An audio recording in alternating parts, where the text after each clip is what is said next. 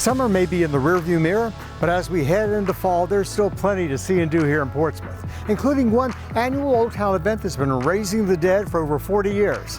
We'll tell you all about it right here, right now, on this episode of Portsmouth Now.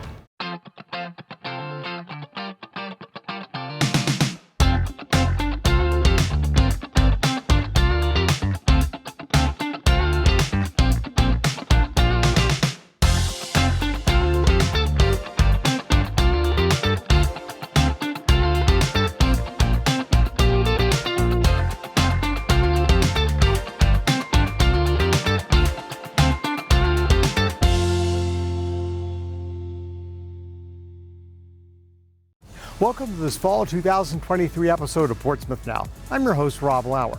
Now, just because summer is over does not mean that outdoor concerts have come to an end here in Old Town. In fact, on October 4th, the Tidewater Winds will be presenting a free concert in the courtyard of the Portsmouth Art and Cultural Center.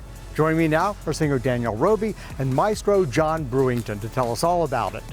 Well, John, Danielle, welcome out to Portsmouth Now. I've been wanting to have you here for 2 years. Since I first saw the concert in October of, 21? That's right. 21, yeah. Fantastic concert in the courtyard down at the courthouse. And just, they do music down there frequently, but what you guys are doing is just something that's very different. So tell us about the type of music that you'll be playing on the 4th. So the type of music that we're going to be playing is really from the Great American Songbook, featuring Danielle Roby here. As well as a lot of music that is from the 40s, 50s. I even have some contemporary stuff that we're going to do. From Average White Band, we're going to do Picking Up the Pieces, and a couple other little neat little tunes that are really contemporary, but mostly it is centered around the Great American Songbook in the 30s and 40s. How many musicians do you typically have at this event? I know that you have different smaller groupings of musicians for different events and large, like big band type things like that. But for this event, how many musicians do you typically have? So playing? This event is being played by something that we refer to as the Little Big Band. So it's reduced instrumentation of what a big band would comprise of. Yeah. 3 saxes, 2 trumpets, 1 trombone, piano, bass, drums, guitar, and our vocalist. And so it's the perfect size for that courtyard at the Portsmouth Cultural Arts Museum for that event. We don't overpower in that particular place, but it is large enough and it produces a big enough sound that you feel like you're at a concert. Yeah, and that is the feeling. And now, Danielle, I'm going to spill the beans. I first saw you on stage back in 1983. Oh You my. were still in high school doing a production of Grease. I think at Booker T. Washington High School. It was the original Hurrah Players, part of the Norfolk Public Schools, and you were Rizzo. And you just had a presence on stage. I knew you were probably 17 at the time, and you had the presence of a 30-year-old woman. And you were just fantastic. Oh, thank you. And I know that you have a theater background. You, of course, taught music for years in the music over in the city of Norfolk. Yes, Norfolk Public Schools. But what are your feelings about this type of music that you're singing at this particular concert? Well, it is absolutely thrilling to be the girl singer or any singer in front of such an ensemble. Yes. I was able to perform with the concert band this summer, the big band, and the Little Big Band. It's probably my most favorite and most performed with group from the Tidewater Winds. I grew up listening to World War II music. My dad was a World War II vet, and my mom was a teeny bopper in the 50s, so we heard lots of big band music growing up, and I just kind of gravitate to those beautiful melodies and those gorgeous voices, and of course the great jazz female vocalists. And you do a great job. I mean, you just look like you were born up there. You know? Thank you, I really enjoy it. I know I have a friend who's lived here in Hampton Roads probably for the last 25 years. And last year he showed up with some friends to watch this. And we're sitting there, he had never been to Portsmouth and had never been to Old Town. And he was halfway through it, and he goes, "Where am I? I can't believe this is Old Town, this is Portsmouth." But the feeling that the band creates there in the courtyard that evening, and your vocals and everything, it's just the most relaxing The temperature is usually really nice this time of year. The music's beautiful. You do so well handling the audience and the music. And you just did a fantastic job. And so I really hope that everybody will take advantage and come this year. It's We do too. probably one of my favorite events I've ever been to in Portsmouth. This is my third year coming. Tell us a little bit about what the Tidewater Winds does outside of this venue. Sure. So the Tidewater Winds is a professional concert band. That's really what our main focus is, our main group is. But we have ancillary groups, some smaller ensembles, including the Little Big Band, a big band. I have a brass quartet. I have a woodwind quartet that performs all over Hampton Roads for different occasions and various events. So we've branched out over the years from just being a professional concert band, like in the military Sousa style, to providing a lot more different eclectic music and trying to bring the music to the people. We're not a group that parks ourselves in one place and says, hey, you come to us. Yeah. We come to you. And that's why we travel to Norfolk, Portsmouth, Virginia Beach. We're all over Chesapeake, all over Hampton Roads. Well, you're doing great service. Thank You really are. Right. Now about this event, give us the date and time again. Sure.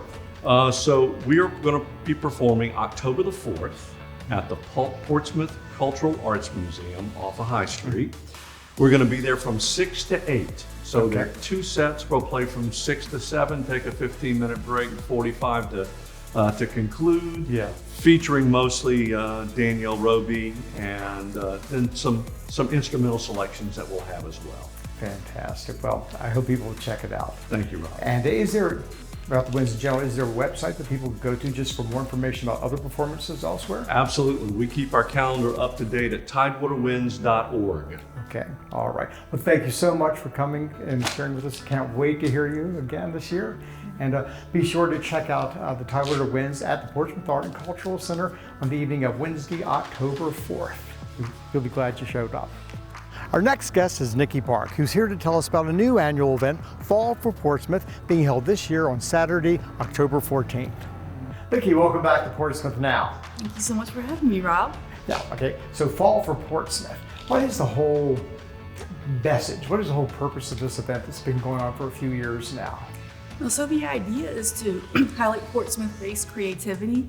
We've got 6 bands, all from Portsmouth, which I'm really excited about. We've got artisans and crafters. You know, a little less than half are going to be from Portsmouth. But the idea is to promote pride in Portsmouth by saying, look at all that we have to offer here. And it really is, it's quite a lot that we do have, you know, to offer. We do. I know you mentioned before you started rolling that a lot of Portsmouth residents have sort of a pride issue. And it's true. And for whatever reason, yet there's so much here. There's the history and all this. And they're creative people in their community, artists and musicians and all. So this event, basically, you're highlighting them. But what else do we have here at the event? I mean, it's there are things going on, activities, programs throughout the day. Sure. So, I mean, it is about connecting the community. It's about bringing people out. You know, we'll have some nonprofit partners there to provide resources and information about the community. I mean, we want to draw from all over Hampton Roads. Right. But you know, my even though Portsmouth is like, you know, Hampton Roads' best kept secret, I'm just going to claim that. Yeah. We do want people to come here, and we want people to relocate here. Yeah. You know, I feel like people that have done it, you know, sometimes say they come kicking and screaming, but they come here and they love it and they don't want to leave. Yeah, well, Old Town, I mean, really is a jewel in itself. I mean, I have friends who have lived their entire lives, middle-aged and older, lived their entire lives, Virginia Beach, Norfolk, Chesapeake, who have come down to 64, but have never actually pulled off. And when they have come to events in Old Town, they are like stunned.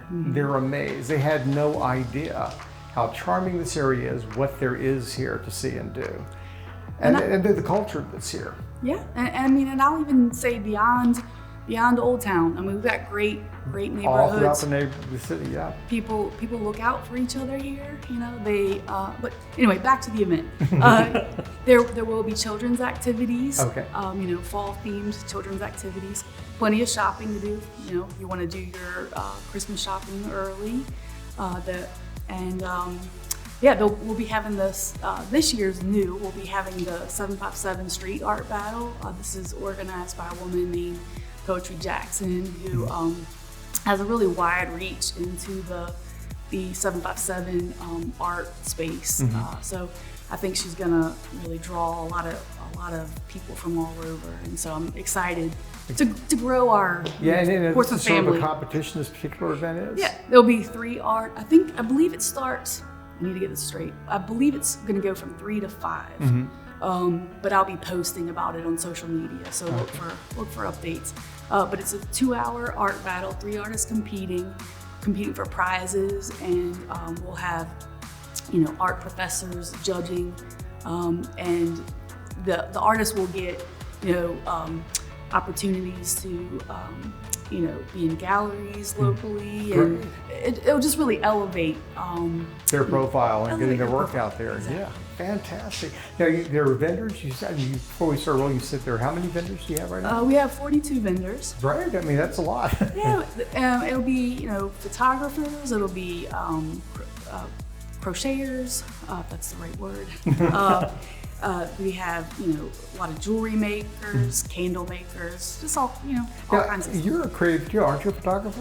I'm a photographer and a graphic designer. Great. Specifically something called a surface pattern designer. I make patterns for fabrics. So you have your work displayed there this year? I might. Okay. If I can get my act together. You're being humble. Okay, you might. All right. Now, where is this event held? So it's held at the Town Bank parking lot, 200 High Street. Corner of Crawford and High Street, downtown Portsmouth. Okay, so it's near the waterfront, and everything's accessible. After you've taken in the event, you have the restaurants to go to and museums and things to take in. Yeah, we will have a couple of food trucks. We'll have That's a Wrap food truck, and we'll have fish and slips serving food, as well as adult cocktails. Okay. Adult beverages. But yeah, eat lunch with our food vendors, and then go out to eat in one of our great restaurants on High Street. Okay. So again, the date is Saturday, October 14th. October 14th. 12 p.m. to 6 p.m. 12 p.m. to 6 p.m. and that's in the Town Bank parking lot, which is towards the waterfront here on High Street. That's right. I was going this direction, but yes, that's right. Is there a website or a Facebook group or Yes. page that people can go to find out more information, or just to keep up with things? Sure. So you can go to www.createportsmouthnow.org. From there, there's links to our socials, to Facebook and Instagram. There's a link specifically to our Facebook event. And if you will, mark your interest on the Facebook group, just get an idea of how many people are coming. Okay. We're really excited this year. We've gotten a lot of help from the City Tourism Office and with advertising. Great. We're going to get a billboard on I-264, so we're really hoping to bring a crowd this year, and we just hope that it'll just continue to grow from here. Absolutely. Well, thank you. Well, good luck with this, and thanks for stopping by and telling us about it. Thank you so much for having me. Oh, you are so welcome. And be sure to check out Fall for Portsmouth. That's Saturday, October 14th at the Town Bank parking lot from hours from 12 p.m. to 6 p.m. 12 to 6 p.m. Thanks for joining us, Nikki. Thank you. Thanks, Rob. For over 40 years, the Old Town Ghost Walk has been raising the dead, bringing the past back to eerie life. Martin Bayer joins us next to tell us what's in store at this year's Ghost Walk. Martin, welcome to Portsmouth Now. Thank you very much for having me, Rob. And you're here to tell us about this year's Old Town Ghost Walk. Yes. So this has been around for how many years? Yeah, so the Old Town Portsmouth Ghost Walk has been running for 41 years now. This will be our 41st iteration of the Ghost Walk. Wow. We're super excited to have the event, continuing to grow over the years, particularly after coming back after COVID. Yeah. When it was non-existent for a year. But Now, for those who have no idea what a ghost walk is, or what this particular ghost walk is, what is it exactly? So the Ghost Walk is a guided tour through some of the historic areas of Old Town Portsmouth, where there will be actors telling stories of ghosts that actually were from the houses usually. So over the years, some of the stories have had to move houses because not every house is still there, but almost all of the stories are actually from ghost appearances and sightings that happened over the years from the people who lived there. Okay. And actually, originally when the Ghost Walk first started, the people who lived in the homes where the ghosts were allegedly seen would be the ones telling the stories themselves. There are still a couple of people who are old enough to have been around for some of those stories as well, who are still telling the stories too. So that's kind of neat. But almost all of the stories are from events that actually happened in Old Town. Okay, and so nowadays most of, I guess, the people telling the stories are actors, like playing the ghosts themselves? So over the years, it has shifted in that direction. This year, actually, we're having a pretty substantial shift toward the people telling the stories are actually from Old Town. Oh, great. Okay. And a number of them are telling stories in their house again. Not all of them, but that's our hope, is to kind of get back to doing that. We really appreciate all the actors that have helped us out over the years. It's been great fun. Okay. Yeah. So what time does this start? What date is it? Yeah, so it's October 27th. Okay, it's a Friday night? It's always the Friday before Halloween. Okay. And this year we're starting it a little bit earlier. We're starting at 5:30. And it's going to be running tours through, the last one will start at 9:30. Okay. So we'll be selling tickets. Pretty much a tour will be leaving every 7 minutes or so. So it's a very large event. Yeah, it is. Yeah. I mean, it's huge. Yeah, so there's usually between 1,500 and 2,200 people that are going through the Ghost Walk. We're also this year and the past couple of years we've joined forces with the Hill House. The Hill House is running their own event the night of as well. There's a little bit smaller because they can't get that many people into the house, but there will be tickets on sale for that as well. Okay. Now I know last year I believe you started like an entire the Ghost Walk market here on High Street. So initially we had something called Cider Park, which was on that little grassy area right by Red Lion Park. Right. And for many years, the community would gather there after the tour, and it'd be just sort of festivity and music and sort of good old time there. Hot cider. But as in exactly, lots of hot cider. Over the years, though, since it's grown so much, we decided to move it to just outside of Trinity, which is where the Ghost Walk actually starts. Okay. And so now the Ghost Walk will end the same place it starts, which is a little more convenient for people who are coming from outside the neighborhood. But yeah, so past couple of years, we've had an ever-growing market, which draws a lot of people from the Old Town Portsmouth Farmers Market, right. But also a number of other vendors who are coming in. So there's things to buy and there'll be Halloween paraphernalia to buy, some of the typical farmers market material as well. Guads is actually going to be hosting their own events. A number of the businesses on High Street too, we're encouraging them to participate. Okay. And so some of them are actually signing up. So we'll be pointing people to the businesses that are participating with the event. I know last year the coffee shop did a really fun karaoke night type thing. So we're trying to get all the businesses. So there's involved actually as well. a ton of things going besides just the Ghost So Walk. there's going to be the Ghost Walk, and that's the main event. But it's going to be like a massive Old Town block party. Yeah, I came here last year after just walked through, and I was just amazed at the turnout. Because so I think last year we had a fire jugglers and it was like a carnival, a Halloween carnival. A little bit of carnival flair to it. Yeah, exactly. Okay, so people want tickets. Do they get them ahead of time? Yeah, online, so we're selling tickets online. So they're $15 a ticket. So we'll have a QR code that you can link to. But yeah, so tickets will go on sale October 1st, and chances are we'll probably sell out before the actual event. Right now we're considering almost certainly going to hold back some tickets to sell on the night of, but we want to make sure that anybody who buys a ticket has an opportunity to get through. Sure. A couple of years ago, we had a little bit of difficulty where we didn't get the capping of the sales right, and so people just kept buying tickets throughout the evening. Okay. And it became it got a little out of hand. So we want to try and keep things orderly still. Okay. So if people want to go online for tickets, where do they go? So they go to Old Town, otpcl.org would be the main website, and then there's the Ghost Walk has its own sub-website, which we're linking to in a QR code. But there'll be posters all throughout. And you can always just Google Portsmouth Old Town Ghost Walk. If you just Google Old Town Portsmouth Ghost Walk, if you go to our Facebook page, so there's a Facebook page for Ghost Walk, there's a Facebook page for the Civic League, which will then direct you to the Ghost Walk. So there's lots of ways to get to it, but Googling just Old Town Portsmouth Ghost Walk will get you straight to it. And this really is one of the premier events in Portsmouth. Yeah. I mean, it is unique, and it is just a lot of fun. Yeah, there's a lot of history to it. It's been very, very long running, and it kind of reaches back into the history of the city itself, which is really neat. So some of the ghosts are dealing with Underground Railroad type stories, which is very emblematic of the history of the Yeah, event itself. So, great. Well, good Yeah. luck. Thank you very And much. thanks so much for stopping by and telling us yeah, about we're it. super excited. So Fantastic. Yeah. All right, so be sure to check out this year's Old Town Ghost Walk on Friday night for Halloween. That's the October day- 27th. October 27th. Yeah. And buy your tickets ahead of time and become prepared to get the swag. Have lots of fun swag this year. So, Thanks so much for joining us, Martin. Take care. Thank you. All right, so recently there have been reports of weird events over on North Street. Old Town resident Julie Dunn joins us next to give us an eyewitness account of what she's seeing. Ma'am, thanks for joining us. You seem rather upset, so I don't want to upset you anymore, but could you tell us a little bit about what you witnessed on North Street?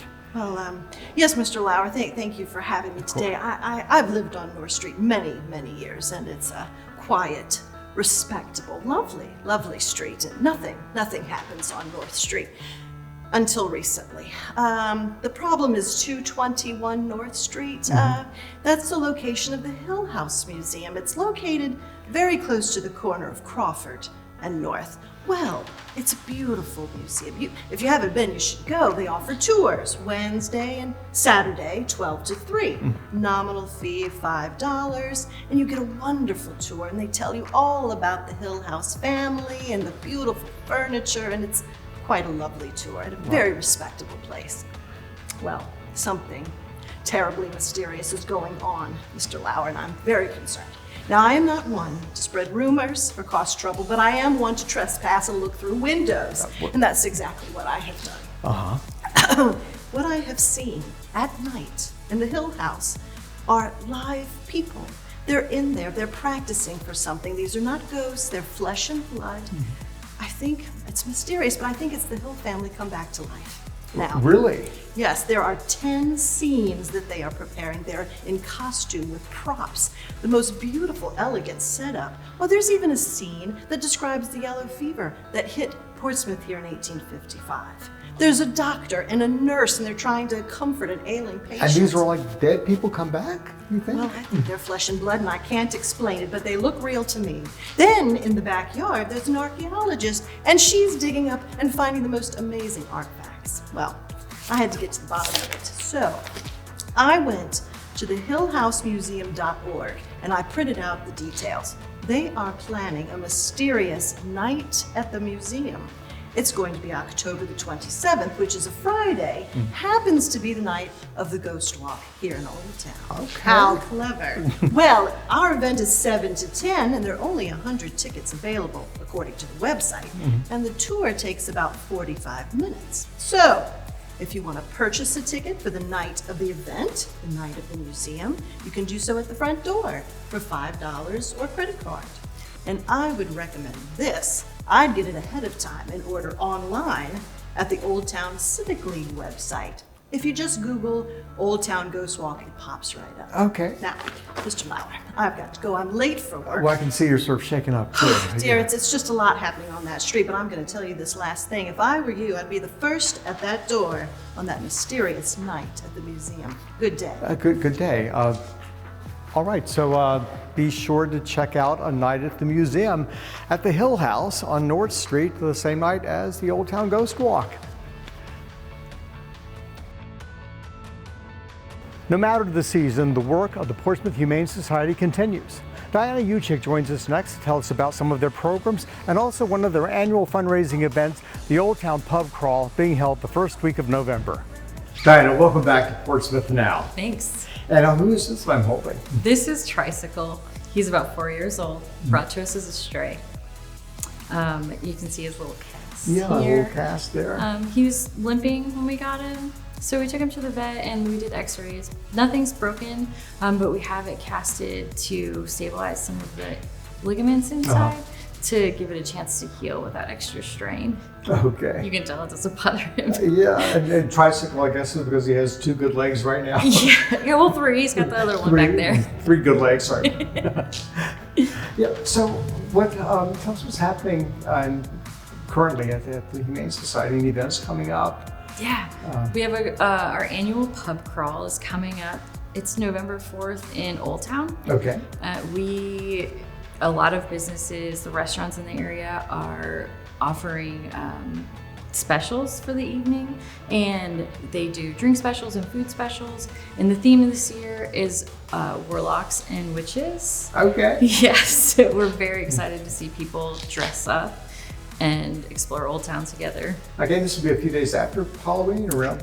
That's right, yes, just a few days after, on November 4th. It's a Saturday evening. Get dressed up and raise money for animals like And so proceeds from the pub crawl go to the Humane Society. Do those funds go towards any particular program, or just generally to what you're doing? Great question. We are raising money for the medical fund.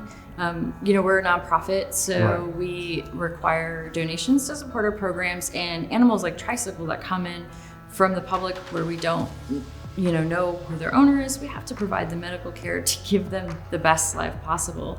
So events like the pub crawl help us raise money to provide the extra care that certain animals might need. Okay. How many animals would you say you take in a year? So typically we're looking at just under 2,000, but this year it's more. I'm still just amazed when I hear that number. Yeah, we're looking at 3,200 animals coming in this year. And any idea, is there any sort of rough estimate, is the number of them who actually have medical conditions that need, I would assume these are stray animals, you really don't know what their health condition is until you examine them. Exactly. Yeah. Almost every single animal requires some kind of medical care. They don't bring their shot records when they run away from home. Because animals typically don't. Stray animals don't carry them with them. Yeah, and then a lot of them are not spayed and neutered when we get them, so that's an additional cost that we incur. It's about $200 to $300 an animal to get that done. But our adoption fees don't cover that at all. Right. And then about, I would say, a third of the animals that come to us have additional medical needs that are above and beyond just routine vaccines and spay neuter. So like an injured leg. We actually have 2 kitty cats with injured legs right now. Yeah. Heartworm disease is something that we see in dogs about 3 dozen or so a year, maybe more, probably more. And these are things that some shelters can't afford to do, and that's why it's important for us to have things like that. The pub crawl. Well, with this time of year, the holidays coming up, and I know there are a lot of probably children that want a kitten or a puppy for Christmas and things like that. But I know there are pet stores and breeders that one can go to. But what would you say to people who are thinking of adopting a pet and maybe coming to the Humane Society for help with that? Great choice. We're always in support of that, and people that are thinking about getting pets for the holidays, I know that's a super controversial issue, but we actually support people that are interested in pursuing that. There's lots of research that says it doesn't matter how you get your pet, it has nothing to do with how much you're attached to it. So we make it as easy as possible for people to find an animal that fits their home. We try to keep the costs low, and we try to focus on being accessible and finding the right fit for people. So if Mr. Tricycle went home and he was like, I'm not vibing with this other cat, we would just say, bring him back and we'll find you a better match. We let people foster really easily to find a good fit for their family. And we just want to be supportive because we know when they come home, it's a lifetime commitment, and we don't want to, Sort of the whole philosophy, I think, my impression as an outsider is the entire philosophy with humane societies and societies that take care of stray animals, is that as far as adoption, and it used to be, the idea used to be you just go down to the dog pound and get a dog. But there's a lot more sensitivity to it now. It's almost like adopting a child in a sense. You're thinking of an animal as a living soul that needs to love and attention, and needs to actually sort of gel with the people who are adopting him. Absolutely, yeah. We don't want it to be as hard or as expensive as adopting a child. Right. But I'm not saying as far as, there was just, I guess for ages, pets were sort of looked upon as property. Right. You went and got a dog or a cat.